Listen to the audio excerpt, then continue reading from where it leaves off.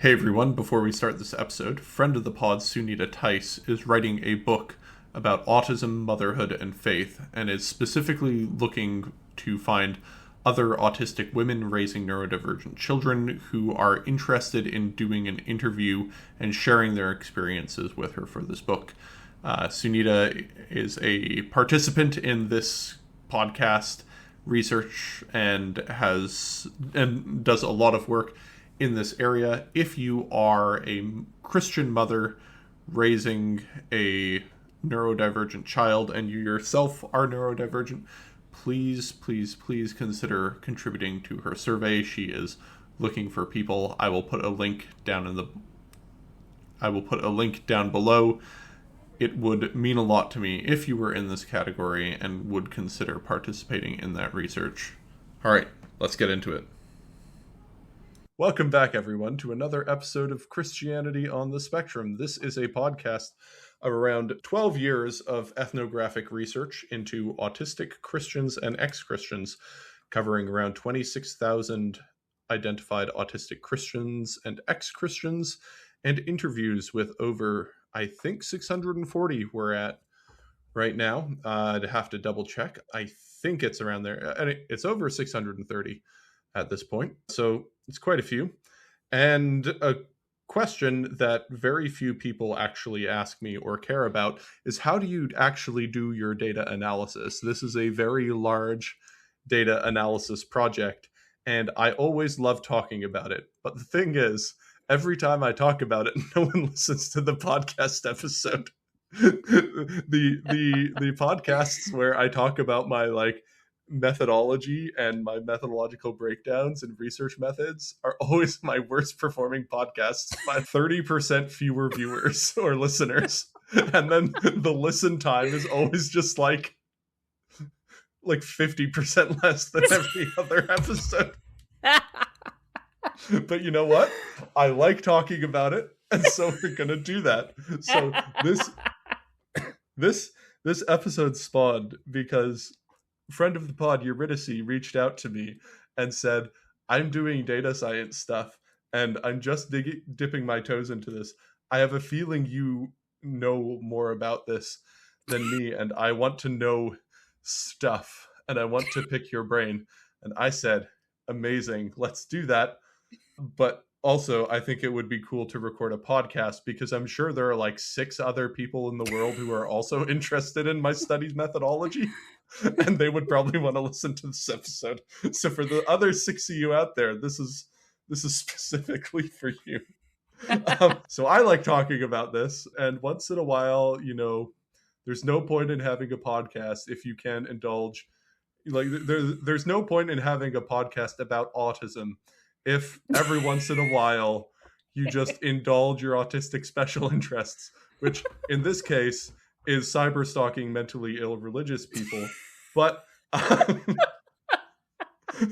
so yeah, I mean, just how well I cyber stalk mentally ill religious people is left as an exercise to the viewer or listener in this case. But yeah, so in the last episode that I released with Kinnan McKinnon, he was talking about his survey methods for detransitioners. And at one point, I said to him, well, there's another way you could verify the correctness of your survey data. And he said, how? And I said, well, you could bulk purchase anonymized data from Chinese data brokers for pennies on the dollar, and then you could de-anonymize it and go through the process of sorting and just identifying these people through a targeting package. And everyone who listened to that part of the episode said, John, what the fuck are you doing? Let me reassure you, I would never do that. I have not done that. I would never bulk buy data with specific features from data brokers in order to answer my research questions. My shirt reading, yes. I don't buy bulk anonymized data from the Chinese, is raising some questions. Already answered by my shirt. Exactly. I would never do that. That sounds like something a weird person would do who doesn't realize that's a weird thing to do until he brings it up hypothetically brings it up with a bunch of other autism researchers when they ask him about his techniques for finding people as easily as he does, and they definitely don't look at him like, what? That's never happened.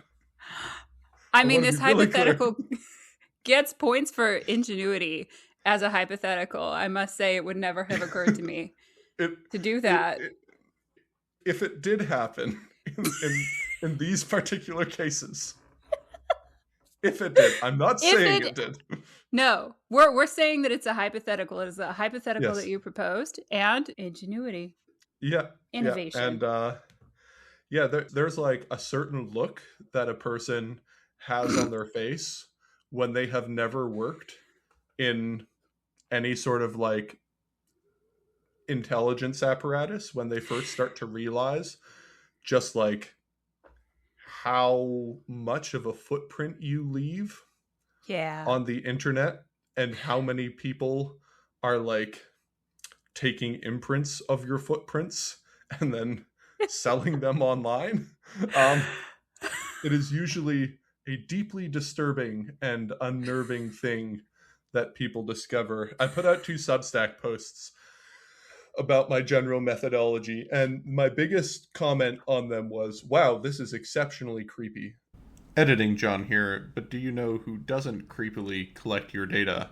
That's right, the Against Malaria Foundation, for whom this podcast is running a fundraiser. If you appreciate my work, this podcast, or anything I do, please consider contributing to the podcast fundraiser. It is a very efficient, very effective charity. It saves people from dying from malaria, and it really helps motivate me to keep making this podcast and doing the things that I do. If you could also rate, review, and comment on YouTube, Spotify, or whatever platform, write good reviews, give the thumbs up, smash subscribe, or whatever it is you do. Thumbs up. Yes. Back to the pod. I don't know if you got that impression when you read this, but I mean, I was impressed at the style of, I don't know, you're trying to find people fitting a very specific profile. I was impressed that you had an ability to build a system to dragnet those people. So I didn't read the comments to see the, wow, this is creepy, but the comments didn't say that. This was personal comments to me when I was like, hey, have you read this? I think you'd be interested. And they're like, yeah, I read that. It felt weird. It made me feel strange inside. Because I knew that I was one of those people that you were surveilling. And now I feel like there is a digital version of me living in a computer in your basement. And it's like, it's also living in a bunch of basements and server rooms all over the world. So like, it's not just my servers. Yeah, it's not just my basement that it's living in. It's the people's basement that it's living in. Yes, the wonders of marketing and capitalism come together to create dystopian surveillance states beyond your comprehension. And especially with the advent of LLMs, oh boy, are they getting much better than they used to. On that note, you have questions for me. I do have questions for you. So folks, I'm coming off this is day 6 of what was supposed to be a 1-day IR. I have probably slept 4 hours every night. My filters might not be working as well as they normally do. Anyway, proceed.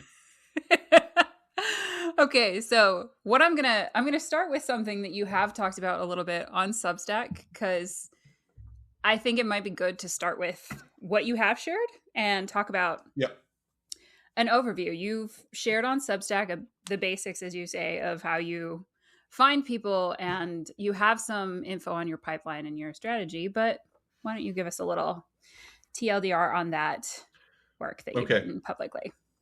So there is a massive problem in doing this collection work. The biggest problem is that social media algorithms are built and developed to silo you and to tailor your experience to the types of things that would make you want to stay on the site and engage with the site. And that is a major problem that you have to overcome. So, in order to overcome that, you need to get very creative. And by very creative, I mean you need to build covert infrastructure. So, you need to make it so that you build social media profiles that look like real social media profiles, that behave like real social media profiles, and have personas. So they're people with backstories. You then need to create those, and then you need to live in those profiles. And you can do that a whole bunch of different ways. You could do that by like finding people in your target group that you're looking for and just mimicking their posts and replaying them over and over and over to the social media algorithms themselves, and just like modifying key details and stuff like that. With LLMs now, I started doing this way before LLMs were actually good at this, but yeah, so you do that, and then you build up these profiles, and then you use those profiles to let the social media algorithms themselves present you data, and then you collect and cluster that data. So that's one method. That is basically social media tailoring. So social media sites have hundreds of billions of data parameters that they can use to tailor your experience to find other people that you will like to engage with. And so using those weapons, that's a bad way to phrase it. That's a great word. You picked a great yes. word. Okay. Tools. Well honed. Using those well-honed tools of social media, you can actually find a lot of people by having like a shadow fleet of your own personas, of different versions of you or different versions of other people that you're looking for. And this is easily done by just like cloning and copying other people and then just seeing where it leads you. Another really, really good technique that I use is called watering holes. So watering holes are accounts or groups or like subsections of Twitter or social media or Substack where autistic people just tend to come. So I mean, you're one of my watering holes. Helen Roy is another one. Leah Labresco Sargent. Like, especially if you're looking for like autistic Christian women, there are just certain types of people who autistic Christian women will start to cluster around. And then you basically use those people as identifying points to say, okay, if someone's interacting with this person, there is a potential that they are the type of person that I'm looking for. And then you collect their data. And by collect their data, I just mean you pull all their public posts. You can do a lot of very interesting techniques with things like people will tend to cross-post images from one place to another, or like cross-share memes. And so you could look at the time that one likes used to be public. You could like look at the time they liked something on Twitter versus the time they reposted it to another site to like draw account cross correlations to be like, oh, that's their Twitter, or like, oh, that's their private Twitter, and or that's their anonymous Twitter or whatever. So you can do things like that. Other things like just bio scraping. So just cast a very, very wide net and then filter out everyone who has hashtag actually autistic in their bio. Now, this isn't going to get you a good selection of autistic people. This is going to get you autistic people who love autism activism. So this is not going to be a representative set. A selected subset. Yes, it will be a selected subset. But basically, wherever you try to collect autistic people, you are going to be collecting non-representative subsets. And so the whole group is just to collect tons of these isolated forests. As much as possible. Yeah. And so a really big thing that autistic people do is we tend to clump. We tend to find each other and we tend to follow each other. So another thing you can do is like follower spidering. So you find a person who has high interactions with autistic people. you then follow all the people following them, and then you follow those people who are following them, and then you follow those people, and you like do n levels of spidering or like node traversal, and then you like Wow. cap off the node where they intersect, right? Because multiple people are going to be following each other, and then you Yes. count the node intersections. And so the more times people have these node intersections, you can sort of build like density graphs and stuff like that. And then Nice. you can choose a person, and then you can build up a density graph of like the followers and associated followers based on how many like co-followers and stuff they have.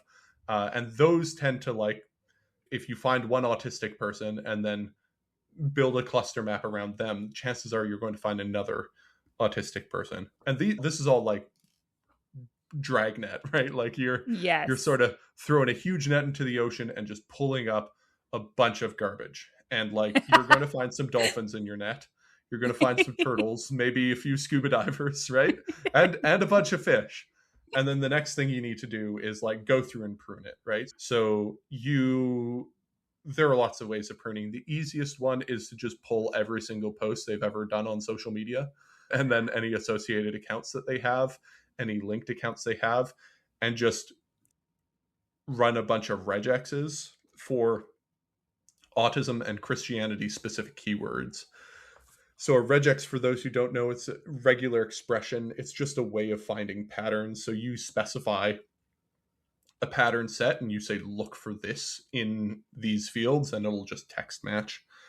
You also can pull out, I mean, now it's much better than it was when I first started doing this, but like image text you can pull out as well, and you Mm. can like tag that stuff. So you can just throw an image through a text recognition thing and have it spit out the text that it has read, and then regex that. But so I have, last time I checked, and keep in mind this is not a super efficient way. This is me mostly just getting stuff done, not really not really spending a whole lot of time doing it. But I have around 3,500 regexes Wow. for doing this. So just Yeah. 3,500 different patterns that I've just found and collected over the years of just like string patterns and word matches Holy that cow. I look for once I pull a person's profile, and just go through and see like how many of these ticked, and how many times did each one of them tick. So like how many times did this thing go off? And like a lot of them are like church name regexes for like, like Right. I went to Saint Blas or whatever, because and then you can also like group those statistically on denomination, right? So Oh yeah. like Church of the Sacred Heart is going to be a Catholic church almost Yep. certainly. And so Yep. you could be like, not only is that a Christian regex, that's a Catholic regex. Editing John here. I also forgot to mention while explaining this that you can weight these regexes, so you give them all a different score. So it's not just counting how many tripped, it's counting how many tripped and then associating a weight with that tripped filter. So that's another component I forgot to mention at the time. And so you can build these robust tagged profiles of a person's posting habits. Going through all of their messages line by line is just not feasible if you want to do this at scale. And so Yeah. having like robust regex filter sets is a really good way to do it. And like building these robust regex sets is literally just grinding through it. You see something, you write it down. As like boring as that sounds, that's That like is it. that's it. And then also just computer generated. So there are all sorts of tools to do this for you. So like you don't have to do this yourself, but there are tools where you're trying to guess a password for a company or something like that, and so you point a tool at a website and it'll pull out every like keyword that isn't a word like the or of or and. So like proper nouns, like names of things, verbs, stuff like that, and you can pull all of those, and then you can crunch them and then crunch them down to like meaningful small sets, and then you can turn those into regexes. Especially when you're adding in machine learning techniques to this, you can start like you can pull out a a person that you know is autistic, and you can pull out all of their posts, and then you can pull out another autistic person. So you can get like build out a baseline manually of about 100 of them by finding them, and then take all their posts, collect all their posts into one big bucket, tag them by username and by like demographic features as well as you can find them, and then use this. So you tell the L, like you extract the features, right? And then you say, okay, these are the features for this type of person.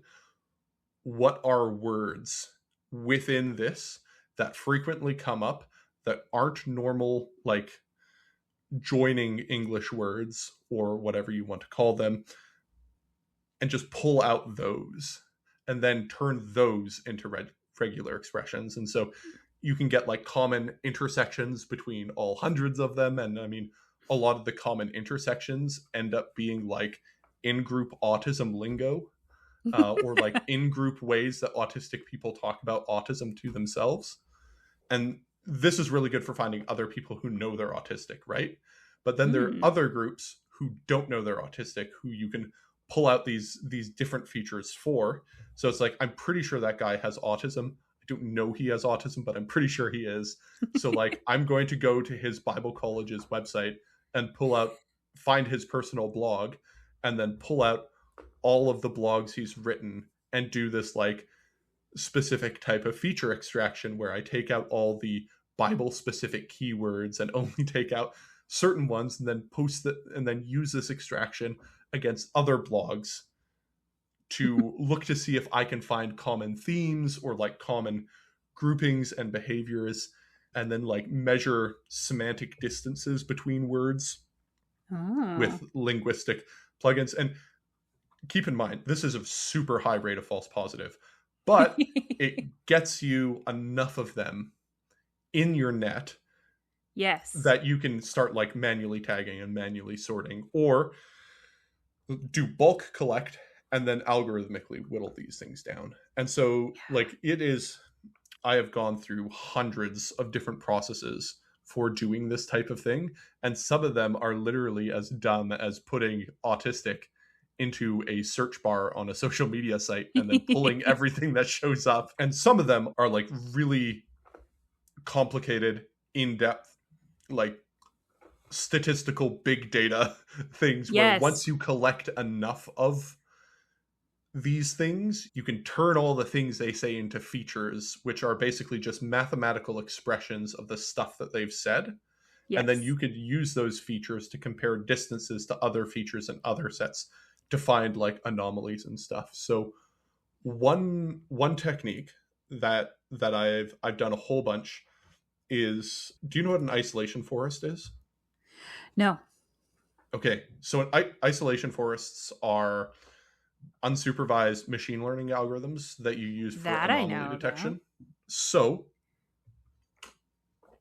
the sort of like high level conceptual idea of how an isolation forest exists is like, so the canonical example that like I give when I'm teaching this stuff is, you're at a party and you want to sort people into groups, right? You want to pull people out, and then you want to sort them into small groups. And the way that you do that is by asking yes or no binary questions. So questions like, are you taller than 6 foot? Are you a man? Were you born before 2000? What color is your shirt? And things like that. And so you pull out these binary yes or no questions that are either like, are you above or below a certain threshold? Is, how many of your posts mention something like this? Do any of your posts mention autism? Blah, blah, blah, blah, blah, blah. So you get all these like yes or no features. And then what you do is you take the whole crowd. So you take all the people in the crowd, and then you select a sample of these questions and then ask them in random orders over and over and over and over again. And then you Hmm. see how long it takes for each particular person to get sorted into their own small group. Wow. So That's in so this case, clever. so let's say one of your features is taller than 6'5", right? So are you taller than 6'5"? If the answer is yes, then people taller than 6'5" within this party are almost always going to get quickly sorted because they will Yes. hit the "Are you taller than 6'5" question and go into this anomaly bucket. Yes. And so once you get enough, like autistic Christians or autistic ex-Christians, you can then find a control group of non-autistic Christians and non-autistic ex-Christians. And what you can do is you can take all these features. So how many features do I have? I wrote this down, sorry. I have 2,431 isolation forest features that I can Wow. extract. I don't use them all for All at the every same every time. question, but Right. like I have this many that I can extract, and then you can like combine them, right? And so Wow. people aren't like people objects. They are they're like a name or a username tag, and then basically just a bunch of these on and off switches. And Wow. then you run these training algorithms on it, and you just see how many switches do I need to flick on or off to sort this person into a group. Too single. And and so if you take a normal human who doesn't have autism, it will probably take a while to properly sort them into a group because you're going to ask a lot of yes or no questions, and those yes or no questions are probably going to sort them into a big group, right? Hmm. So are you a man or a woman? Yes or no, like 50% of the room goes left, 50% of the room goes right. And okay, do you have red hair? If the answer to that is yes, you're probably going to go into a very small group, right? So Yes. as soon as you find one of these features, you get sorted into a smaller group. Now, autistic people tend to have a lot of very anomalous features. So imagine like a 6'5" or a 6'8" redheaded trans man with, or trans woman, sorry, you probably wouldn't find many trans men over 6'5", but I was uh, going to be impressed. I mean, wow, yeah, good for them. that would be an even better one. But like, you pull out all these things, and where it's like this person is highly anomalous around so many different contexts that as soon as you start going through this switch flicking in random orders, because their profile is so anomalous compared to the rest of the group, they're always going to have a short sorting path. They pop out pretty quickly no matter Yeah, what your ordering is. yeah. And so Fascinating. you can get normal Christians who just post stuff. And then you can like feature extract lots of different features about the way they talk about Christianity and things like that. First thing you have to do though is like filter out all their posts not talking about Christianity because like if a person is tweeting about a local news event or like random discourse on Twitter, that might not be the most useful thing. So you have to prune what data you're pulling from before you start feature selection. But autistic people will be like super spiky in this and have much shorter sorting paths than everyone else because they will like you put on like high thresholds for like mentions the book of Isaiah over 40 times. Over 40 times. Yeah, just a Wow. lot of times.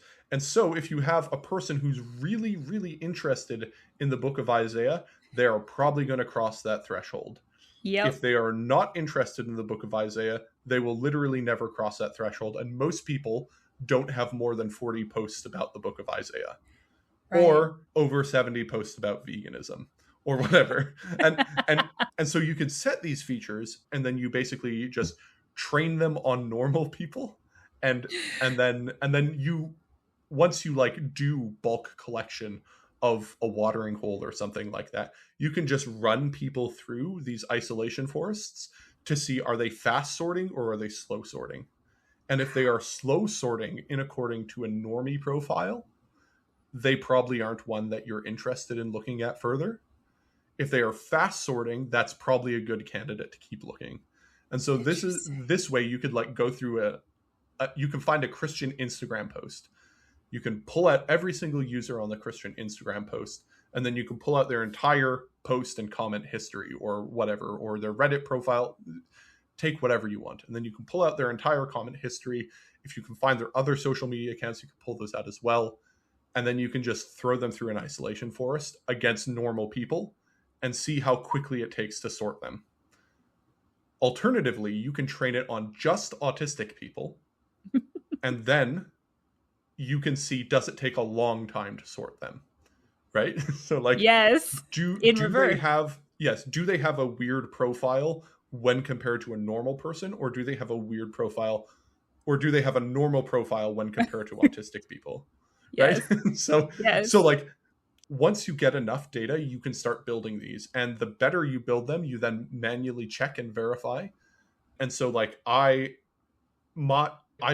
put you through, like, if I'm identifying you in the data set, I put you through like a bubbling scoring system that will give you a whole bunch of scores based on features that you present. And the score is like confidence in autism. And once you get over like a 500 score threshold, then it's like, okay, you're probably there. Yeah, so you can build these sort of algorithmic detection methods. And so like the isolation forest check will be like 50 points or something like that. So did you isolation forest conform to the autistic profile, and did you isolation forest deviate from the normie profile? Yes. And those combined would be like 100 points, but the amount that you deviate from that can be like specifically selected for, right? So you can look at specific features and you can say, okay, what is the average distance when this switch was flipped and when this switch was flipped, and like how many people in this data set had this switch flipped. And so then you can like sort of compare distances, and those together create like a cumulative score. And then above that threshold, how much above that threshold gives you a variable score out of 50 or whatever. And then you just combine all these analytics on top of each other and like monkey chain them together. And so I have a threshold cutoff. I forget exactly what number it is. But when I was preparing the podcast in 2023, I did a bunch of random sampling of like 500 profiles, and I had around a 5% false positive rate. So Wow. out of those 500, around 25 weren't autistic. And one of the ways Wow. I confirmed that was just reaching out to them and doing what I call an ERV, or an external request for verification, or an EVR, external verification request. I forget what order I put it in. Anyway, it's basically a fancy way for I tasked a bot to send them a message saying, hey, I saw you posting about autism. Are you autistic? If you are listening to this podcast, you may have gotten that message. And yeah, so then most of the time they'll reply, this isn't always the most accurate, because sometimes people will say they're not autistic and then 3 years later be like, okay, so you know how your algorithms picked me up and flagged me as autistic? And I said, no, I'm definitely not autistic. Yeah, anyway, so that does happen. So Yes. I say it's around 5% false positive rate. I can't remember the exact number, but so you verify, you spot check, you do these things. You can also just like verify through their own posts. So like people complaining that other people are accusing them of having autism. And they're like, I don't have autism. Stop accusing me of having autism. Again, that might not always be the most realistic thing, because sometimes people accurately accuse you of having autism because it's so obvious to them and you just think you're normal. So, yeah. So yeah, that's basically how it goes. So I use a whole bunch of different techniques. So isolation forest is one of them. I also use like autoencoders and nearest neighbors, and then Nice. like throwing people into like my k-means clustering system. So I've talked about my clustering system before, and I say there are 16 clusters. There aren't actually 16 clusters. There are like 380 clusters, like 380 k-means clusters that I've put through like an agglomerative hierarchical clustering system, which clusters the clusters together. And so it's not actually like 16 clusters. It's like 300 and some k-means clusters clustered. And the clusters of the clusters make up what I call my clusters. So it's a sort of hierarchical sorting. Yeah, so that is how I find them in more detail. Amazing. Here. We are half an hour in, and we are on question 1. Nice. This is fantastic. I mean, the problem is that I'm already like, I've learned about, for example, K nearest neighbors and K means clustering. I haven't had applications where they would be useful in my own work. And I personally feel like without an application, anything I learn lives in this weird ether in my brain. And Yes. I don't understand it the way that I do something where I've had to use it and I know what it looks like. And so, yes, we are on question 1, and I'm over here wanting to ask for more detail on question 1 to hear more about your both your K nearest neighbors and your K means clustering approaches. Yeah, if you want to talk about them. So this is like a really big thing that people don't really appreciate until they start doing the work. But there is theoretical knowledge and then just like getting your hands dirty. Yes. Like people ask me like what's the best way to start? And the best way to start is just doing it. Doing things. When you first start, you will suck at it and you will be very bad. You will screw up everything. Nothing will make sense. And you will look back on your old work 2 years ago and be like, what was I thinking? Was I dropped on my head as a child? And that's normal and that's natural. But like the only way to actually start getting intuitive grasps on these things is by actually doing it. So like, yes, my k-means clustering. So for those who don't know, oh God, for the 6 of you still listening, k-means cluster is a way of grouping together lots of people under different data points. And so the first thing you do with k-means clustering is you select features. And so, I don't know. So I'm trying to think of like a relatable thing that people would want a k-means cluster. I can't think of one off the top of my head. I'm sorry, guys. Have you seen that like it's like 900 days into the 3-day special military operation? I'm in that territory. Okay, here's the example. So, oh, nice. Okay, online shopping, you have things like what sorts of things do people buy? When do they buy those things? Once a product gets released, how quickly do they buy that thing? Do they apply discount codes? Do they buy things only when they go on sale, etc., etc.? These are like features, right? So these are features in your k-means clustering.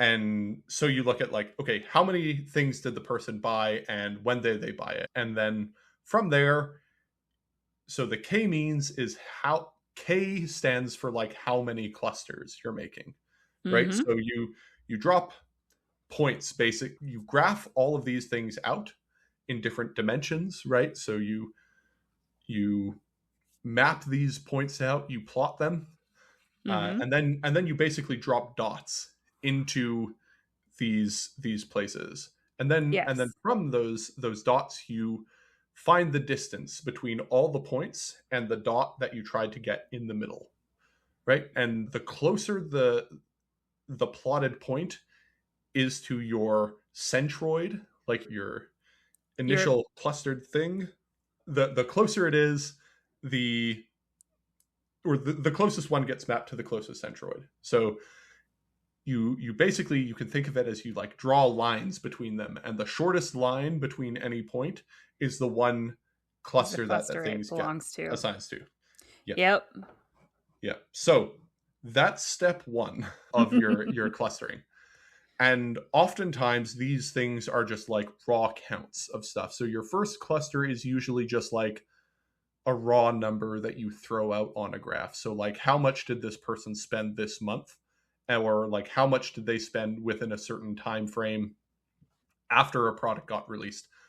I'm just making these things up off the top of my head. I have no idea how e-commerce works. Anyway, These are great.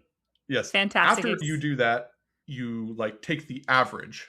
So your next round is taking the average of those, and that's what the means is in k-means, Yes. right? And so you take the average, and then you move those centroids to the middle of the recomputed averages of these things. And then you basically repeat doing that until your centroid stops moving. And that's like your stability point, basically, right? And so yeah, k-means clustering is, it's more of an art than a science. I say that, but like, so you decide how many Ks, you decide what your K is before this, and you also decide the features that you're pulling in. And feature selecting and stuff like that is actually really important. Yes. And so the sort of 4 features that I use for my clustering system are not actually the features that I use. They are abstractions for sets and clusters of features that I use. So I use things like epistemology, like what is your epistemology? But that's not actually what I'm doing. What I'm doing is I'm taking sort of like statements that can gauge a person's epistemic standpoint. So, if they say the Bible says a lot, or if they say the church fathers say, or the fathers say, or something like that, you like count how many times they do that. And this is an indication of epistemics, right? Because the indication of epistemics that you're getting is that this person puts a lot of epistemic value on some sort of external authority. Versus if they like start blasting you with what sounds like less wrong adjacent dialogue, like they start saying that things are orthogonal to, or like, what is your p(x) or like p bracket anything, right? Bayes references. Yes. Well, no, actually you can't with Bayes, because you can't with too many other people use it. Yes. So Bayes' theorem in Christian apologetics has been infested by some of the dumbest people on this planet who do not understand Bayes' theorem. There are Christian apologetics who picked up Bayes' theorem? Where have I been? I have missed this information. They use it to try to prove the resurrection of Jesus. Oh, bless them. I am very interested in this. It's not interesting. It's an abuse of Bayes' theorem. That's what it is. Like, I have seldom seen a person who isn't a mathematician or a scientist use Bayes' theorem and not thought that is an abuse of Bayes' theorem, but it is always entertaining. So it would be more entertaining if they knew it was funny. But they have no idea how funny it is that they're doing it. And they're like, this is serious analysis. And it's like, this is the dumbest thing I've heard in my life. Why are you doing this? I mean, you are applying Bayes' theorem to a group of ancient texts. Why? This is not the type of data that can be extracted from ancient biography. They do not record statistical data that way. These were written 30 to 60 years after the events happened. That is not a good fertile ground through which you should be establishing probabilities of things, let alone what your priors should be, because you're trying to establish that a fucking miracle took place. What is the prior probability of a miracle taking place? I don't know. I don't even know how you would calculate that. And so, like, Cameron Bertuzzi, who is a very popular YouTuber named Capturing Christianity, used Bayes' theorem to prove that the Pope was the true head of the church. Oh and then boy. he converted to Catholicism very publicly because of his Bayes theorem Pope calculus. Like these are not serious people, but These they are think not they're serious serious people. people. But they think they're serious people, which, you would think that you could use Bayes' theorem to be like, oh, this person is going to be really like measured in the takes that they're saying, and they're going to be epistemologically humble because they would know that my priors could be wrong. And if my priors are wrong, then I should say things with less certainty. But no, it is literally the opposite. So, like epistemics, you can't use Bayes' theorem. Bayes theorem Regex doesn't says, work. unfortunately. You can use it though if you do like Bayes' theorem, and then you pull up to see are they watching Inspiring Philosophy or something like that. Inspiring Philosophy is a YouTube Christian apologist who loves Bayes' theorem. Oh my And gosh. so you could actually use that to be like, oh, you are going to be in the epistemic certainty, like the high probability, high proving category. uh, anyway, so that's what my features actually look like for clustering. But Incredible. no one wants to. Maybe some people want to sit there and like hear about the different features I've built and how I've selected them. But they are honestly more of an art than a science. They're sort of just like, okay, this is approximately what I'm trying to get at, and these are things that I think properly encapsulate the thing that I want to track, but I have no idea if I'm actually doing that.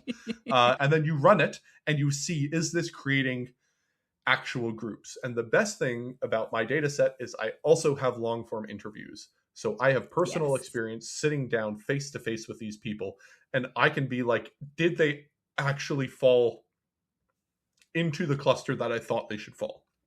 Hmm. And I can like compare the computed values to the in-person values. And like a lot of these people are my friends, right? Like I know them personally. And so I could be like, okay, this did not accurately categorize you. I need to redo feature selection. And so I've been basically doing this on a loop for 12 years. So I've gotten to a point where it's more or less stable. And yeah, so that's like the clustering features. I also use autoencoders. Do you know what autoencoders are? That one I've come across. Don't know. Could not define off the top Cool. of my head.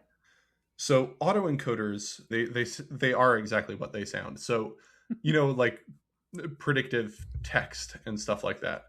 It's not exactly how it works, but you know, For our think of it like purposes. that. Yep.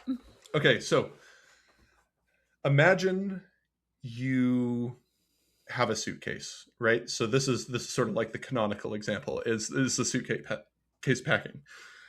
You take all of your clothes and you pack up your clothes into tiny little bundles and you put them all in a suitcase.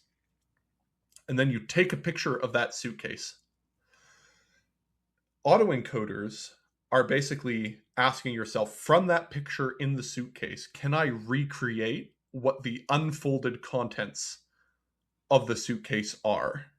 Hmm. And the closer you get to the unfolded contents of the suitcase, the closer that thing is a match. So what it is basically you take a whole bunch of features. They're like columns, so like columns of sorted data, and you take these and you put them in the autoencoder, and the autoencoder sort of learns what is useful to pull out of those features and what is not. So this is the compression stage where it like folds things up and only takes out the useful parts. And then it tries to recreate it on the other side. And if it fails to recreate it, that's like a failed training run. You redo, or it redoes it, or yeah, it redoes it. So that's the basic idea. And so the idea that you use this for is, you train an autoencoder on an autistic Christian, and then you take a person that you don't know is an autistic Christian, and then you put them through the autistic Christian compression algorithm that you use to compress autistic Christians, and then successfully decompress them. And so you have all these features that you've pulled out, and you know when I compress them and when I decompress them, the chances of me successfully recreating this after decompression are pretty high if they follow these patterns. And so then Oh. you can take an unknown person and compress them and see if, according to the rules that you built that uncompress them successfully, did this person uncompress successfully, basically. Wow. um, and so you could it's used for anomaly detection mostly. And Yeah. so you can train it on autistic people, which is not the most reliable, but the most reliable it is on normal people. So you build an autoencoder of normal autistic people of certain, or normal non-autistic people of certain demographics. So normal Catholic mothers with multiple children over the age of 35. And then you put an autistic woman, or a woman that you think is autistic, through your autoencoder, and it will compress them down to only the features that matter for reconstructing a normal Catholic woman.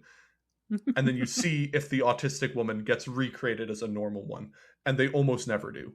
Yes. So the taking an autistic profile, condensing it down to like normal features, and like forcing it through that bottleneck, and then like trying to recreate it in the end, it allows is a very useful or anomaly detection technique. And so, because autistic people are generally very spiky, this doesn't work very well, and the autoencoder will often like create garbage features that you don't really want or care about.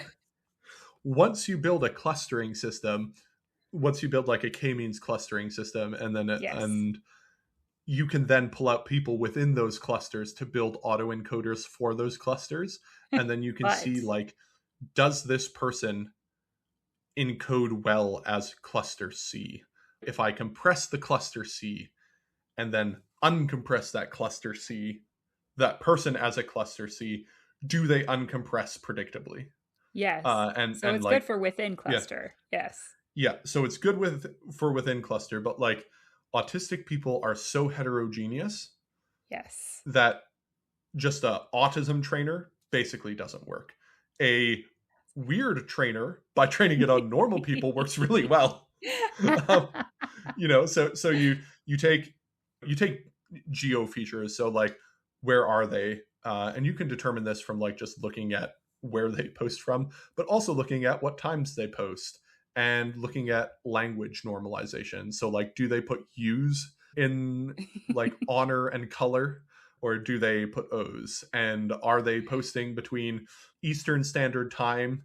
What career do they have? Does that career match with a normal 9 to 5? If so, like when they wake up, what types of things are they doing? They will generally wake up at this time. Do they have kids? Are they a mom or a dad? If they are, then they will probably wake up at this time ish. And these all have variances, and you can develop patterns of life. And so, like, if they're at work, when are they tweeting? It's like on their breaks, or like around noon, like on their lunch break, or that's when they're scrolling, and so that's when they're leaving more of a footprint. And so you can sort of like establish their geo from that. Saying. And then yeah, you can basically see, does this person post like a normal person, or does this person post like a weird person? And if they post like a weird person, they're more likely to. This is how I get a lot of OCD women in my cluster, in my data set, by the way. It is really hard to tell the difference between a person who is predictably weird because of autism and predictably weird because of OCD. It also picks up a lot of people with ADHD, but not nearly as much Yes. people with OCD. OCD and autism in Christian women, just like they pair really closely. Anyway, so autistic autoencoders for different internal clustering systems tend to work really well, but they will pick up false positives with like co-occurrence, like OCD and stuff. Interesting. Anyway, And so briefly, we are now still on question one. unfortunately, this is really interesting. So I have all these like follow-up questions. Yeah, and like these all have various different uses, right? And so Yes. it it just depends like how you use it, and what sorts of things you After. are trying. Yeah, yeah. Yes. Actually, this does lead us into a good question about what are you after and how do you structure your approach towards what you are after? Because what I'm hearing is that I have a lot of answers around how you acquire people. What do you do with them once you find them? What do you do with their data once you have it? What's the goal with that? Yeah, just so one of them is to find other people like them. You know, I data collect so I can read your data, so I can data collect, so I can read your data, so I can data collect.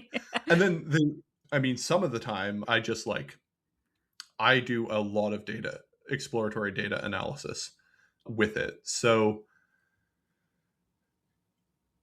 you can pull out all sorts of interest, like who are people talking about, right? Like what philosophers are autistic people talking about and why? How are they talking Oh. about them?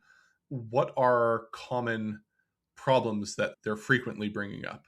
You know, so like what are they saying about church experience or church attendance? Why Mm, are like what when they are posting, you know, and a lot of them will post like detailed expositions on their deconversion, right? yes. So Popular post style. yeah, it's like what the hell are they saying? And and then just like counting it basically. Like a lot of what I do with the data is I just count stuff and I put it into buckets and then I sort things and I label them so that I can get a good idea of what's going on. And that's basically it. A lot of my work is intelligence driven, right? And so Yes. I think of doing this like I'm trying to give a report to a commander about a group of people. And so you have all these sorts of questions like what are their patterns of life? What are their common rallying points? Like what are the types of things that they're interested in? Why are they interested in those things? What motivates them really well? What doesn't motivate them? What gets them upset? What makes them happy? Those types of questions and like what sorts of things happen to them that they talk about versus what things do they only talk about in private, you know, so like does their discord messaging look different from their public messaging, and how do how do their public posts differ from private posts and stuff like that. um Fascinating. does that make sense? Yeah, it does. Uh, Along with that, you do, I know that a primary thing you do once you collect data, once you have a group of people Yeah. and you've narrowed them down, is that you do conduct interviews as well. Are those Yes. interviews similarly, they've existed since the genesis of this project and existed for the same intelligence based concept of constructing a profile and understanding people? Did they come along Yeah, later? so they came along later. I started doing just data scraping and data analysis, and then I realized there was like only so far I could get, and Yeah. I just didn't know how to verify any of it, right? So Interesting. you pull a person's social media posts and you think you have a good idea of who they are, but you talk to them for 90 minutes and you get a better idea of who they are. Do you know what I mean? Yes. Like Yes. there's just so much that you can't know about a person. Just like how agreeable is this person? I can be pretty damn unagreeable in my online discourse, but Oh, yeah. in normal life, I can be pretty agreeable. Like I can and you know, so like do these things actually differ from each other? Can you are my predictions about their epistemologies correct from their posting, right? Yeah. Like did I make accurate and correct predictions and stuff like that? And so and honestly, like I find doing interviews more intellectually rewarding, I think, because like Yeah. for a lot of it it's like okay, this is sort of just like a a person floating in space. Like this is as far as I care, a bunch of numbers on a spreadsheet. But then you talk to the numbers on a spreadsheet and you go, this is a much more complex set of numbers on a spreadsheet. No, like it's there is just a I am a big quantitative research guy. I care about quantitative research a lot, but qualitative data also just really matters It does. to help quantitative analysis and also help guide quantitative analysis. So there are just millions of things I learned from interviews that I would have never learned from posting, or like millions of just tiny little comments that people make that I go, oh, I didn't think about building a feature extractor for that specifically. And like you learn it in interviews because autistic people tend to just be very candid with you and Yes. talk about all sorts of things, and especially things they're interested in, and you just go like, oh, neat. But yeah, that's the main differences in terms of like rich data scraping sort of gives you a rough picture. it Yeah. it will get you it will get you 70% accuracy, probably, is what I Ooh. would say. So you could probably get, if you collected enough of it, 70% of what you collect will be good enough. If you That remaining 30% really matters, though. Like if you actually want to make good decisions or make good predictions, that remaining 30%, there is no real substitute for just sitting down with someone and getting their answers and then asking follow-up questions to those things that they say. However, I will say at this point, after probably about 300-ish interviews, I sort of met every type of guy there is to meet. Is the easiest way to say it. Like I talk to people and they're like, "Oh, I bet you never met someone like this," and it's like, yes, I have. I've met at least 3 of you. I Multiple have. of them, in Yes, fact. yes. You are actually a type of guy that I'm very familiar with. Um, but yeah, so like these days, when I do an interview, I am rarely surprised by anything I hear. But yeah, Interesting. And then you have this just massive amount of data.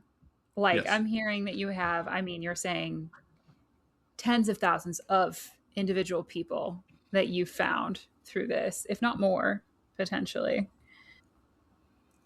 What, at the risk of being glib, what do you, how do you manage this data? Do you have a pipeline for this data? Where does it sit and like, where does it go? What's the plan?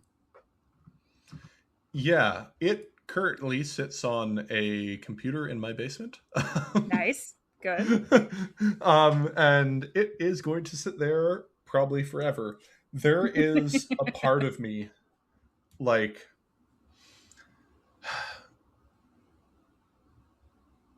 you know that scene from Lord of the Rings where Isildur he has the one ring and he's going to destroy it, and then Elrond is cast it into the fire, and he goes, no, No. and walks away. So a lot of this was me at work being like, I need to get better at doing X. I currently don't know enough about k-means clustering, and I need to learn how to do k-means clustering and become really familiar with it and learn all the pitfalls and the issues with it and just get my hands dirty. I can't do that at home with work data because Right. everything's classified. And so I need a way that I can practice these techniques and build my Yes. skills that have nothing to do with work or anything related to work. And so my data store is a mess. Because okay, I need to teach myself how to build this. So what I'm going to do is I'm going to go scrape a new custom data set specifically for this one task. And then I go, Amazing. oh, I have this data set. I should integrate it with the others. And it's like, but it doesn't perfectly integrate it with the others. Oh, well, I'll just make a new table. Into the table it goes. And so it's like, okay, so now I have 43 tables of similar data with slightly different columns. Maybe I should unify this. And then I unify it and I go, oh, but what if I misunified everything? So now the situation is, instead of having 43 tables, I now have 44 tables, one of them being the unified table of the non-unified data. And then I get the idea where it's like, oh, I have everything built in, like I have all my queries in SQL. I need to learn Mongo and other NoSQL based data storage solutions. I should do that. And so now I have data sets living in MongoDB. And then I have data sets sitting in SQLite. And then I have stuff sitting in MySQL. And then I have things stored in just raw JSON format sitting there. And so it is a absolute mess. And it is one of those things where I'm just like, if frontier models ever get to the point where the current version of Claude becomes like an open source model that I can download and train, I am going to run this through an LLM and solve my secretarial work, because so much of this is like just basic admin. It is brainless admin work, which is why I haven't done it. Why I don't it find isn't it done. interesting. Yes. Yeah, it is 100%. Not an interesting 100%. problem. It is a bookkeeping problem, and I don't want to do the bookkeeping. Nope. And I would much rather make the entire data set 7 times more complicated than ever have to go back and try doing that. And does it take 8 million different bespoke Python scripts to properly do mass queries? Yes.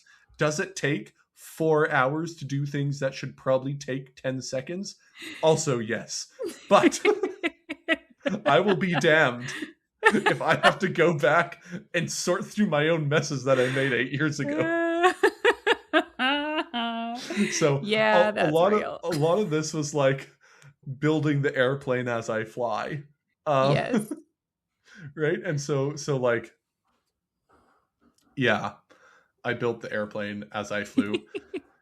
And building the airplane as I flew had many problems. And so it is currently a mess, and it currently, like, here's the thing. I've thought, like, maybe I could pay someone to just do this work for me that I don't want to do. But then I think, then I have to care about data leaks. Yes. Or like, hey, maybe I should share this with researchers and just make this data open and available. Like, you know, Ayla has her website for querying her data sets, and I'm like, maybe I should do that. But then I go, what if someone figures out how to use this to trace back to individuals? Because let's be honest, autistic Christians are a very niche population. Autistic ex-Christians are an even more niche population. Yeah. And if you can sort by geographic data, if you can sort by demographics, if you can sort by like all these different things, and if you have access to about 10% of your brain power and the ability to read leaked documents from the NSA, you will know how to do some stuff, right? You will get some ideas of how to de-anonymize data, and you will be able to track people down. And currently, there is a really high skill ceiling that is plummeting to the ground every day with frontier LLM models. That is a terrifying reality to think about. Yeah, we'll find it funny for now, but eventually these sorts of skills and techniques will become available to the average person with a credit card. So yeah, I maybe when that point happens, it'll be fine to release it because it'll be like, whatever, this is as trivial as paying $5 to an LLM. But today is not that day. Yeah. So for now, it sort of just sits in a mess on a hard drive, and I sort of do like a Warhammer 40K initiation ritual. You know, like the whole thing is like they've lost the means to know how the technology works, and so they have these elaborate religious rituals to rouse the machine spirits into action. And I feel like I'm doing that a lot with the databases and the scripts. Like I look at some of my scripts and they are not commented because who has time for that? They Who are has not time? documented, and I'm just like, 2017 John had an idea. I have no idea what that idea was, but That I man had a know dream. if I read this script, it's using these parameters. And so I think this will probably work. I'll just replay that. So that is how most things are working. So like version control? Nah. I mean, I do Oh have yeah. version control and things. I do have version control. Unified version control? No. No, Yeah. 44 different tables. Yes. Is the code that I use version controlled? It might be. Some of it. Sometimes I remember to initiate a Git. Sometimes. You know? Do I My always remember to gosh. commit changes? No. No. Incredible. Yeah. Yeah. Such is life. That's right. Yeah. Am I understanding you correctly that I don't want to say dabbled because it sounds like you've done more than dabbled, but worked in you have no SQL, you have SQL Lite, you have a number of other Yes. SQL knockoffs Yes. varieties that you use for like data processing, data engineering.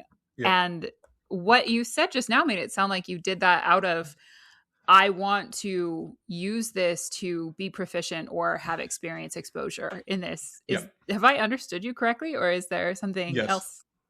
No, you have completely understood me correctly. My entire Amazing. foray into data engineering is, do I have a great plan? No, I have a concept of a plan, and I know roughly what I want to do and roughly how I want to do it. And so I just sort of go for it and treat it like a learning experience. You're an Like inspiration. I mean, like really that's all it is. Because if I force myself to sit down and just read documentation or plan things or like get out a notebook and really just like build a correct system, I'm never going to get anything done. Like Yeah. I'm just straight up not going to get to step 1 because I'm going to spend all of my time over engineering a system that doesn't need to be over engineered. So yeah. That's interesting too. I would have Um thought with yeah. what you're saying that over engineering is like you I don't know, you get tired of over engineering. You want to skip to the data itself. You want to get Yes. into what it says. Yeah. Yeah, so like the engineering work is interesting to a point, right? Yeah. So I will get, it's very easy to go from 0% to 80%.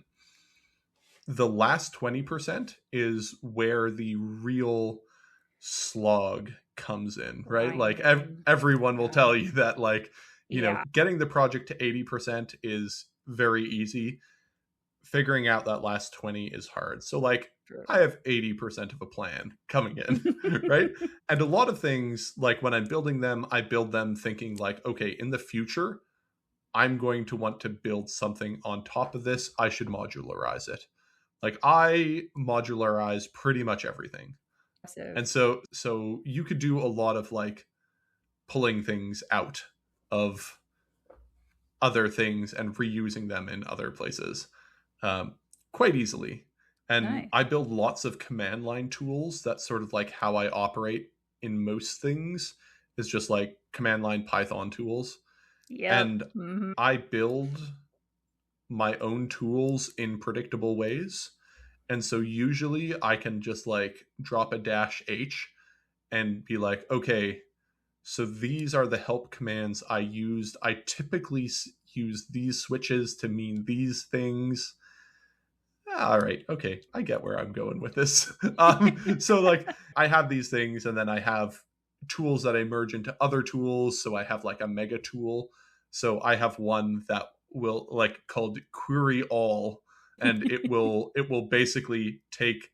I can write what is essentially an SQL query, and it will tweak it and modify it for every single one of the databases that I have, and then Sensation. like dispatch all the different slight variations of the commands that I need to send with all the slight variations of all the table columns and stuff. Incredible. So that so like it's sort of like a Frankenstein's monster of Frankenstein's monsters.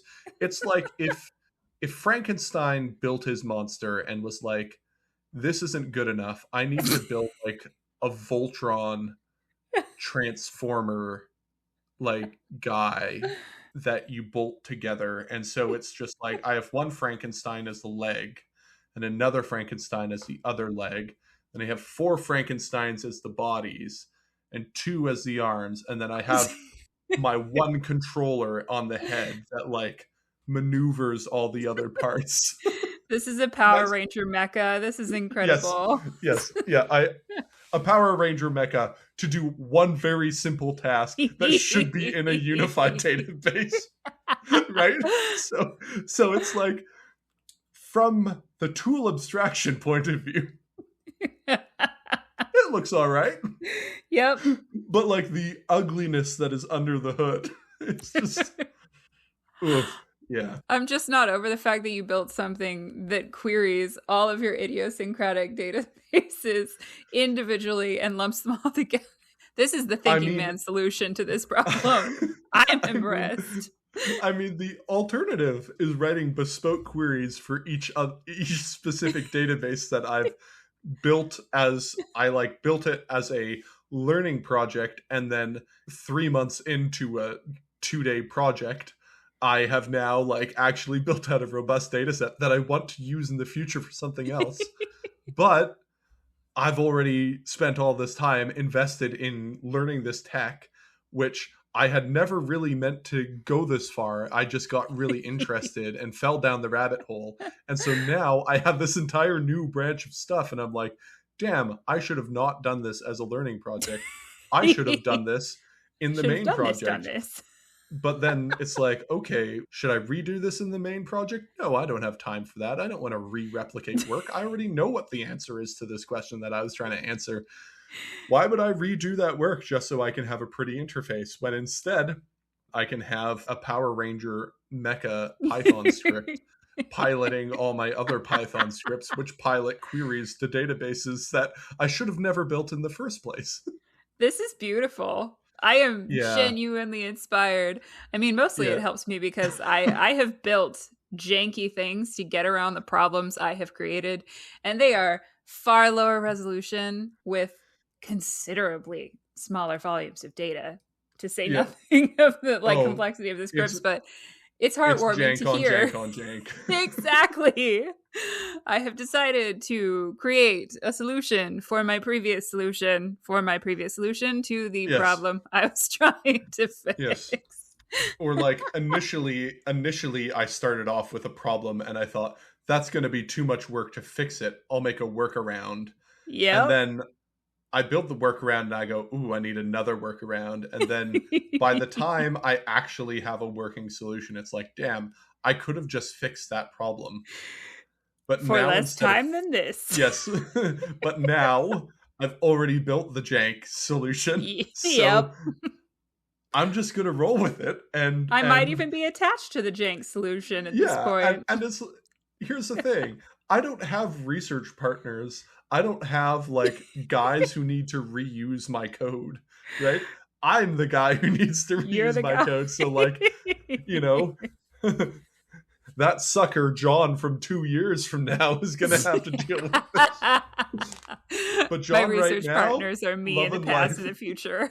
Yes, yes. Me in the past is like the biggest dickhead in the world, like the worst research partner you could ever deal with. Me in the future is a sucker. He has no idea what he's going to have to unsnarl. Yeah, exactly. He just my gosh. Yeah, so that's so, like, to be clear, at work I am not this wildly disorganized. This is my fun time. This is my hobby, right? So, like, this is my hobby project, is researching autistic Christians and ex-Christians. So, like, I love this. Know, I allow myself a level of jank and unprofessionalism in this that I would be disgusted with in real life. And there's also just like a part of people who are like, oh, are you going to share your data set? It's like, I am embarrassed by this. This is professionally embarrassing to show other people what I've built. And they're like, why did you do any of this?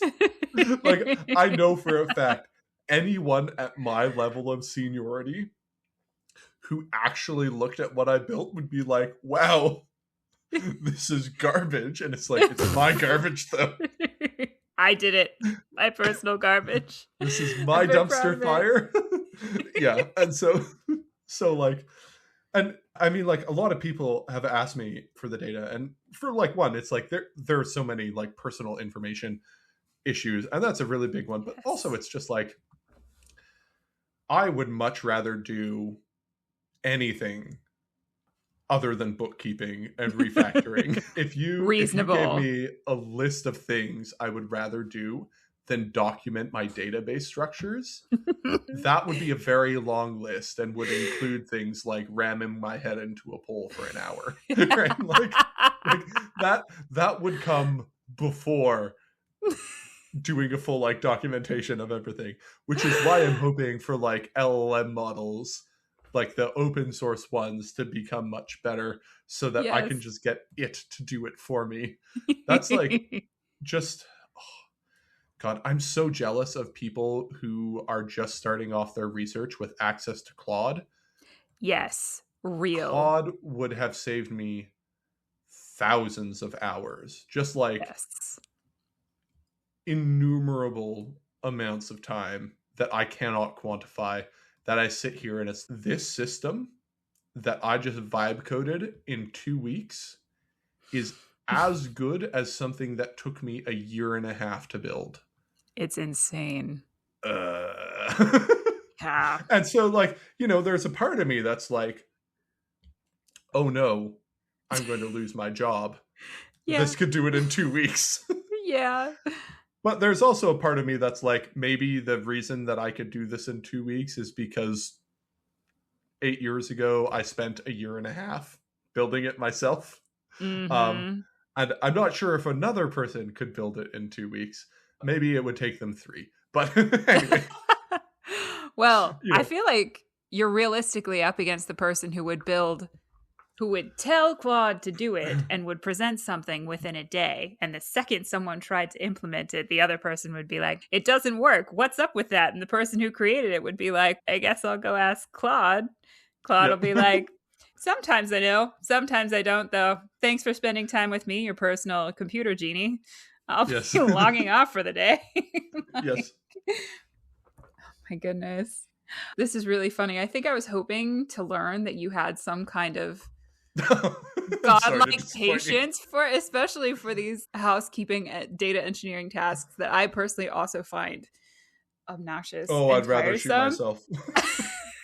And I was really hoping that you would have some, oh yeah, actually, what people don't usually understand is that it's very easy if you do this little thing that no one's thought to do except for me. I was really excited to get that. I'm sure those hacks exist. They do not exist for me. like, take one look at any room that I inhabit for a large period of time, and you will never be able to convince yourself that this man is organized. There is method to my madness, but to be sure, it is madness. Like, this is not the place where good documentation lives. But yeah, so like that's basically yeah, it's not good, folks, Incredible. not good. So I think of also data cleaning as a task that I find tiresome, specific to whatever data set I'm dealing with, annoying, nitpicky. I hate doing it, Oh, to be honest. And I was oh, it's the worst. curious. This was another area where I was really hoping for, like, oh, what people don't understand about data cleaning is it's very easy. If you, Yeah. So it's not easy, it's very hard, and yeah, it takes up most of your life. And the like that's the whole the best way to do data cleaning is to go in with a really good plan. And so it's like you need to screw around with the data doing data exploration for like a couple weeks before you actually get to cleaning, right? To just get a interesting. feel for what is in there. And I mean, like Yes. I do this as a hobby, so I'm not on anyone's timelines. I don't care when I deliver my own product for me. This is what I do for fun, right? And so like I can develop that, but like my data normalization schema, just like single rip and replace lines and like single rip and replace regexes is several thousand lines of Python. Like Oh, it's and that's just for like normalizing text and oh my and and gosh. and normalizing text so that I don't double count things or miscount things or like ways of unifying profiles together and just like stitching tweets together that should be stitched together instead of single individual tweets and comments and stuff like that, right? Because people will multi-comment, people will multi-tweet, and you don't want Yes. to treat those like individual things. You want to group those, right? Yes. Because they're representing one continuous thought. Hmm. Or people will post like part one of a blog in a 10-part series. You don't want to treat those as individuals. You want to treat those as contiguous blobs. Yes. And then you want to like trim parts of it. Anyway, so like a lot of it is just spend time looking at it, attempt normalization schemes, and then just build other things to check that your normalization is working, like run smoke tests, and then Yeah. just iterate, and just spend a whole ton of time iterating first. And then by the time that you're at the end, you can like actually implement normalization and cleaning schemes. And a lot of times there is just a element of grind to it, right? Like Yes. everyone wants to be a gangster till it's time to do gangster shit, but this is like in this case the gangster shit is going through and manually approving or canceling inclusions in data sets. Yep. Or like manually tagging and manually labeling things. I don't know, like it sucks. And at a certain point, it's just like, okay, I'm gonna start chopping trees in RuneScape and hunker in for a good night of data tagging. and and that's how I'm gonna keep myself sane is by chopping redwoods and tell myself that I got lots done because I got to 99 wood cutting That is pretty while I good. I label data. So like or like I'm going to throw on an audiobook and I'm going to listen to this audiobook while I attempt to classify data, and then I'm going to fuck up 20% of it cuz I'm listening to my audiobook and I can't read and listen while at the same time. So I'm either going to miss large portions of the audiobook or I'm going to mistag data. So I'm going to put on something that I don't really care about that I can zone in and zone out of. What And is an like what's an ideal audiobook for this task? Like, what would you um use? Warhammer novels. They're like Incredible. they are terribly written. They are slop. Like if they are not good, you I'm don't learning these existed for the first time. I'm enjoying oh this. like they are the equivalent of they're the male equivalent of like Duke and Duchess romance novels. It's like that, but it's like brother, let's kill the aliens. And it's like painfully sincere and just like, again, not well written. But here's the thing, it doesn't matter if you miss it, because like, Nope. you know, the next thing you're going to hear about is how the Space Marines saved the day in the end. Who knew? But like, it's, you know, you just listen to something you don't care about, and that's still like mildly entertaining, and then just settle in for a good time. Incredible. Oh my Yeah. gosh. While we're talking about like pain in the ass data things, I'm curious about whether there are things that you see in other people's data, in other people's analysis, in other people's pipelines that make you say, "Oh, no. I don't want to see what's under the hood of this, and I am not encouraged by what I am not inclined to think that what I find in this data, in this readout, anything is likely to be trustworthy." Any like Oh yeah. real Everything sins? everything I do 2 years ago. No, I'm joking. Yeah. So the biggest one is just like terrible selection.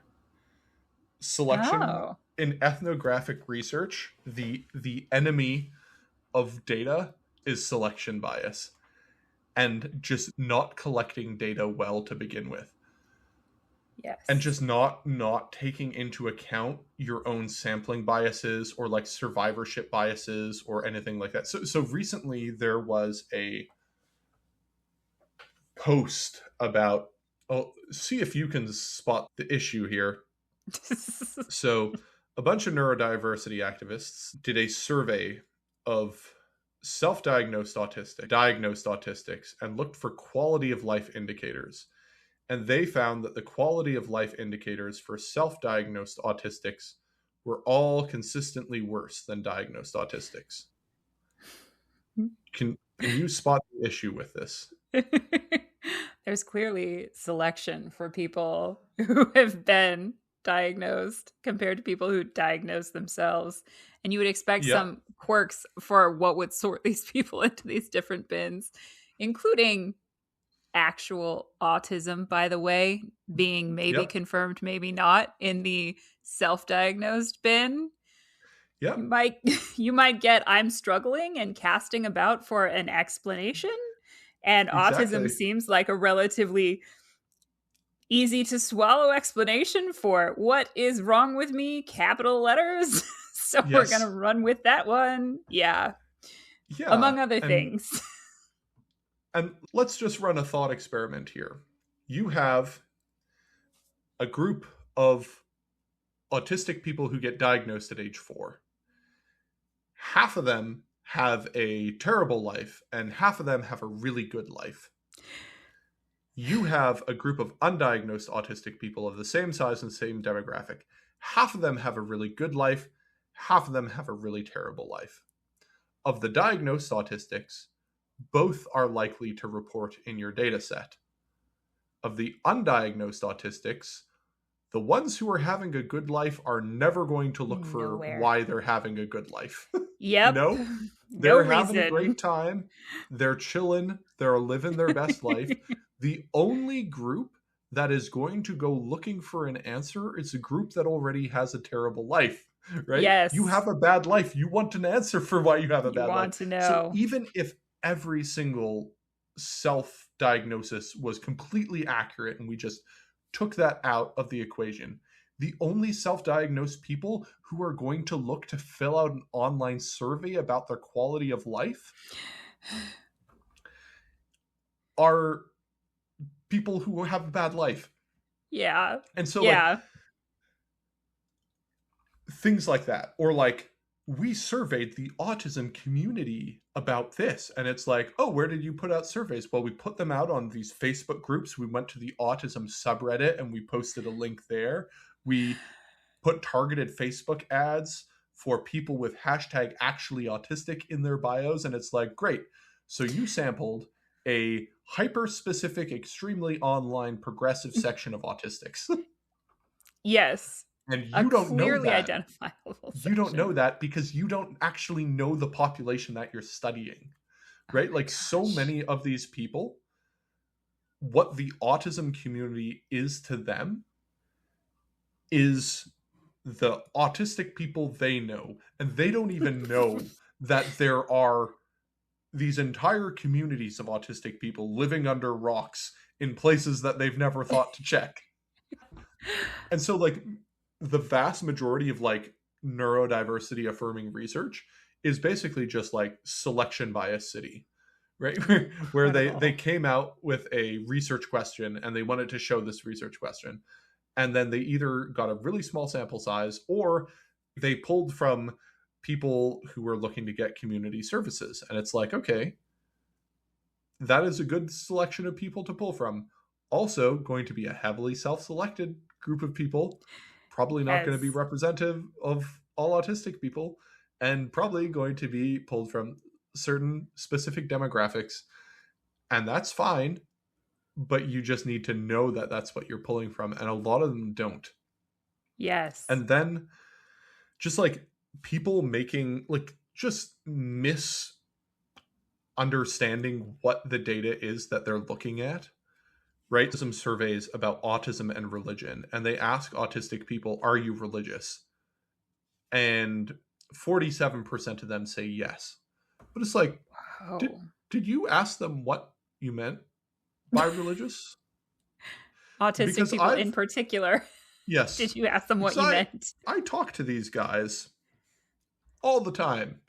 And let me tell you, what they think passes for religious and what you were probably thinking when you were thinking about religion are very different things. It's like, how did you disambiguate this?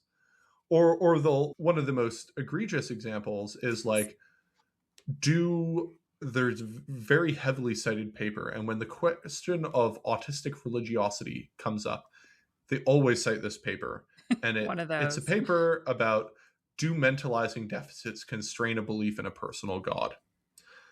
There are issues with the mentalizing deficits hypothesis. Mhm. There are issues with the fundamental underlying assumptions. Let's assume they got that right. Let's assume they got all of it right.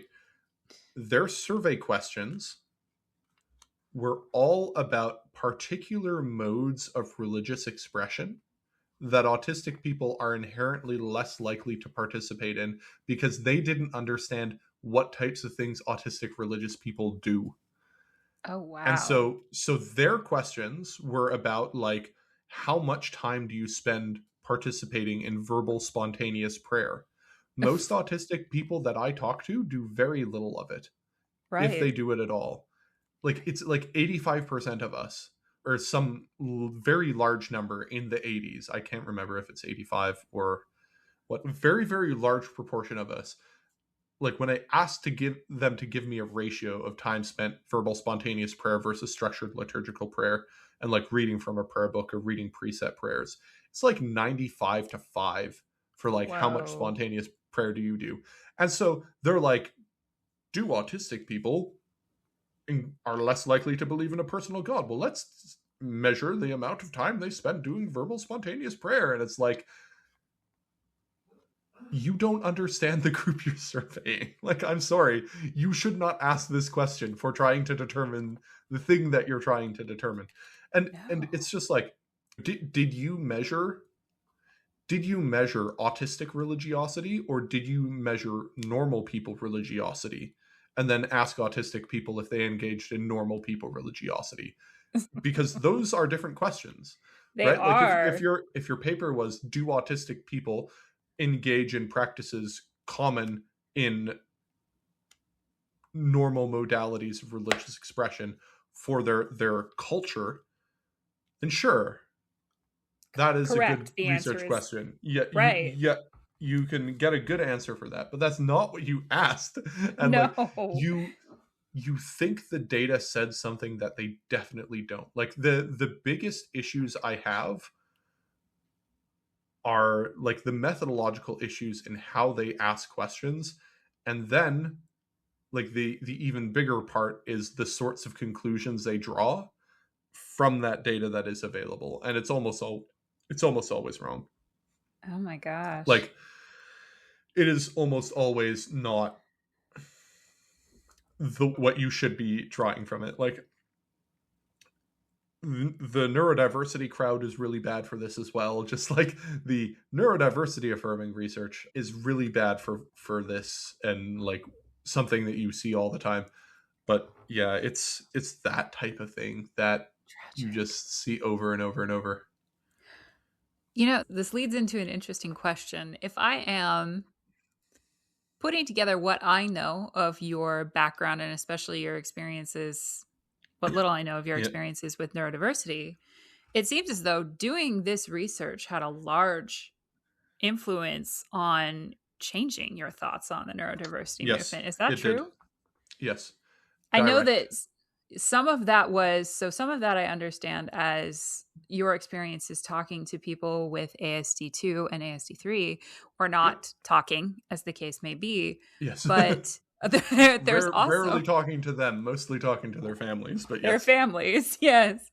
But it sounds like there's also been a lot of research in ASD1 that has meaningfully shifted your thoughts on the neurodiversity movement's ability to help even them relevance for Yes. even Yeah. ASD1. So that's like I mean, it was sort of like a death by a thousand cuts thing, but that was a lot of it was just like looking at double empathy research and being like, "Oh, this all sucks." Or like looking at various other things that the theory produced and just being like, "Oh, this is a bad theory." Like, this This is or like people misunderstood what they were actually trying to measure. Like, it just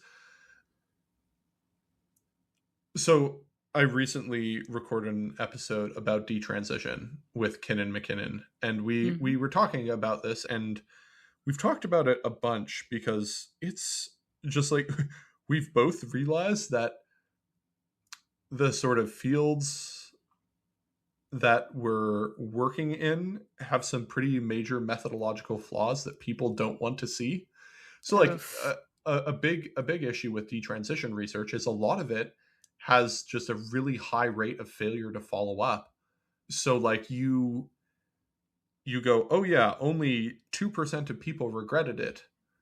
And it's like, but only 24% of people who went through the clinic were reachable. We're followed up with yes. Yeah. There's yeah. And so it's like there is a ton of that in neurodiversity research where it's just like you look at it on the surface and it seems good, and then you look underneath and it's just like the termites have eaten every single freaking beam in this building, Oh my and gosh. like the slightest hint of criticism of it is just met it's not met with people going like, "Oh wow, thanks for pointing out that issue, I didn't realize that existed, as I first expected it would." Like, I was a member of the movement and I was Right. like, surely when I start pointing out these issues, they will be thankful that I am pointing out these issues, and Oh. that it is a good thing that they will be like, wow, we can now build better and stronger theories. Oh, I'm yeah, an that would be idiot. great. No, that would be so lovely But if like, that were how so people felt. like I come from a world in which that was my job. My Yes. entire job was to find faults and flaws in systems and report them. And let me tell you, that did not always go over smoothly. It I expect there to be loads of friction. I expect there to be pushback. I expect there to be people who ignore the things I say because there are other priorities that they need to focus on. And I just need to keep hammering at it and pushing forward and doing my best within that system. Yes. That is my mentality. And I have, you know, I worked in red teaming, I worked in intelligence analysis. You are always the guy giving people bad news about things they've screwed up No Oh one no. likes to hear this. No one No. likes to be on the receiving end, No. especially when the guy on the giving end has a neurodevelopmental disorder that prevents him from understanding social cues, right? No one likes hearing from the autistic guy how much you suck at your job. Hello, I'm here with Just, your error report. yes, yes, yes. No one wants to do that. But I thought of all people, autistic people would be the most open to correction. And I was so Boy. wrong to a degree I didn't think was possible because many of my autistic interactions thus far were with less wrong style rationalists Yes. who, despite all of their flaws, are significantly more open to critique and criticism than their other autistic peers. They As are a group. certainly not perfect. Yep. They certainly have their blind spots and they certainly have their flaws. But one thing you cannot fault them on is a commitment to being open. Whether or not they actually are is one thing, but there are cultural norms around listening to people who are critiquing you and Yes. taking their critique seriously. And oh boy, did I have a culture shock. Oh my gosh. Anyway, yeah, so I so believe it. yeah, a really big part of my sort of falling out with neurodiversity was thinking I was on the side that had things correct and was doing good analysis, and then realizing that I was actually on the side of people who were like doing the statistical equivalent of. So I won't say the organization's names for reasons, but when I was in the military, there was one organization that was really good at something and one that was really not. But the one that was really not was the one that people thought was really good at it. Oh my goodness. They were terrible at it. It was the Oh other no. organization that was actually doing all the heavy lifting for this group of people who were not. And Oh so my the group of gosh. people actually doing the heavy lifting, I would analogize them as the dad building a shed in the backyard. And you know, when the dad is building a shed in the backyard, the 4-year-old child, the little boy, comes out and says, I want to help daddy build the shed. And dad's like, you do not know how to build a shed. You will be useless here. So I'm going to give you a board and a bunch of nails, and Yep. I want you to hammer as many nails into this board as you can. It is very important for me that you sit over there, far away from us building the shed, and hammer nails into the board for me as a personal favor to help me. Please. And then after he's done doing that, he comes in and he tells mom, I really helped dad build that shed. And she goes, wow, wasn't it great that you helped dad build the shed? And dad goes, yeah, he was such a great help to me. He pounded in so many nails. Anyway, that's the analogy I would give between these two groups. I quickly realized that the neurodiversity movement and the research they produced was the little child with the nails and its Oh my board in the gosh. corner, that everyone's doing actual serious science and actually like methodologically sound proper research were the dad building the shed. And they were just like, oh god, we have to pretend like these guys are doing something or they'll get mad at us. Oh Okay, my here, have this gosh. board and go hammer in nails in the corner. And it slowly dawned on me that this is a situation that was going down, and I was like, ah, I now understand why I'm being treated like this. Oh my Because they gosh. think I'm an idiot. Because I'm coming in here talking like a person straight out of the neurodiversity movement, and they Oh, go, oh, this person is going to be unreasonable. I find cannot this deal man with this person. aboard. Yes, find this man a board and some nails, and make sure he's staying far away from the shed while we do the actual work. Anyway, so that is how I felt about the movement. And I was like, why do I insist on being the child in the corner with a board and nails when I could actually go and build the shed. Yes. And all I have to do is detach myself from this movement that I'm already extremely frustrated with. And I can just go to building a shed. And people will...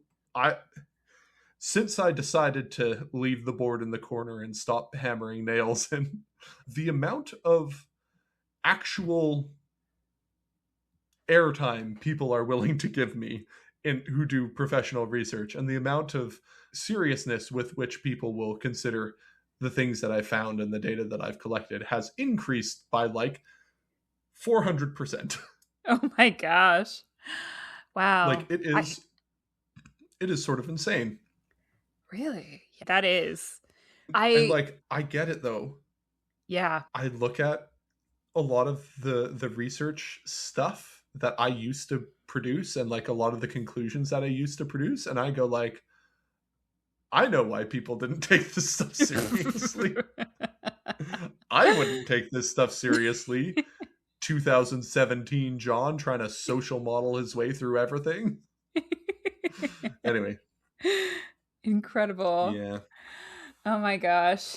As we close in on 2 hours here, I have like my final two Sure. questions, which are just, do you have first, like, what's your least favorite part of the process of all of this?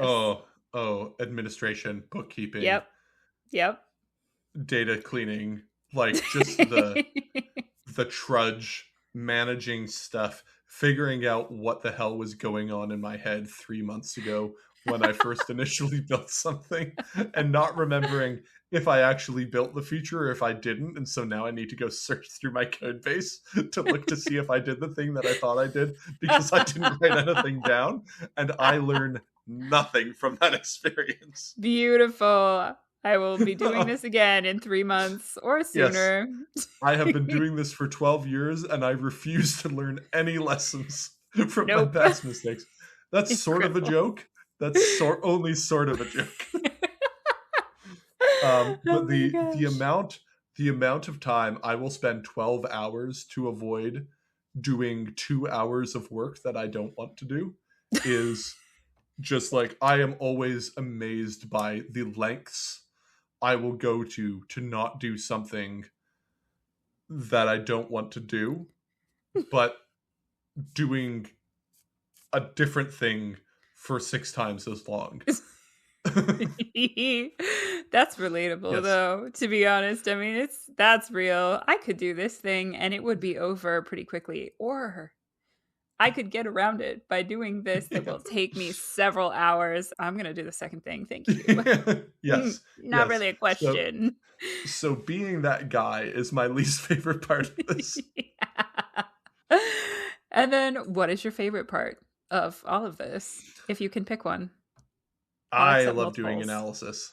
I love doing the analysis. I love it when a plan comes together, right? When you're just like, you've cracked on something, you've grinded it out, and you're now at the part where you're just like, did it work? And you've tuned everything, and then it works, right? Oh like, gosh. Once you build and train models to do the task that you want it to do, and then you get in an unknown piece of data that you know how it should classify because you've just already read their posts, and you're like, I'm pretty sure there'll be a C, and then they do resolve to cluster C, and it's like, haha, I did it. I'm a genius. It's like that's just such a good feeling, right? Yeah. And it's a good feeling when things work out. Or like before I do an interview and I go, okay, based on this person's posts and their demographic information, I think these are going to be their answers to these questions, and just like pre-register what you think. And then, you go through and you're like 96% correct. It's like, oh my gosh, I love it when a plan comes together. Just like amazing. The best part is like at this point in the research, I feel like I have mastery over the data set that I'm working on. Wow. And so like, yeah, it feels good to be like the Michael Jordan of cyber stalking mentally ill religious people. Feels good, man. Yeah, no, like just like it's been something I've been doing for 12 years, and Yeah. I'm finally at the point where I'm like, okay, I think I'm actually good at this now, right? Like I think I think I can like do this pretty accurately, and also just like putting out the podcast and having people just go like, how were you able to recount this really hyper specific set of details about my life in this particular sequence?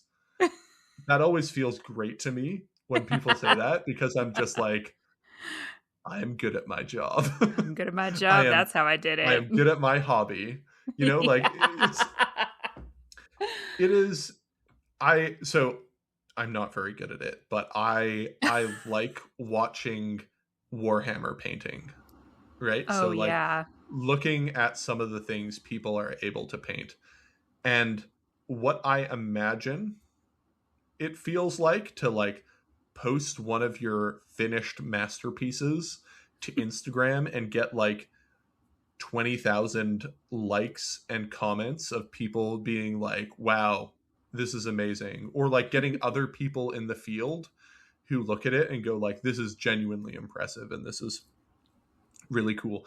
That is Yeah. what I imagine it feels like to have one autistic Christian go like, whoa, this is this is scary. Were you following me with drones? um, and it's like, I was not following you with drones, but I was collecting so many people like you and synthesizing them into feature extracted data sets and then training algorithms to pick out and cluster and sort you people and then find more of you based on those things. And I've iterated on that process so many times that it feels like I know you and I haven't met you. And this is really cool. So like, I don't know how else to like that is by far the best feeling, like that I've got to this point in my life where I can look at it and just like, someone can ask me a question, I can make a guess and then I can go verify that guess, and I'm usually pretty close to it. Sometimes my guesses are like, well, I think it's a complicated multiplicity of lots of different factors. And so like that's not really a guess, right? But they'll ask like, oh, how much of your data set do you think is this? And I'll be like, I think probably like 40%. And then I'll go look and it'll be like 36. And I'll be like, well, Well, that was damn. not bad. I got that sort of right. That was cool. I was just shooting from the hip there. And so Incredible. yeah, that's what anyway, that just feels good, because like Yeah. this has pretty much been the only thing I've done outside of like work in my life ever. like, like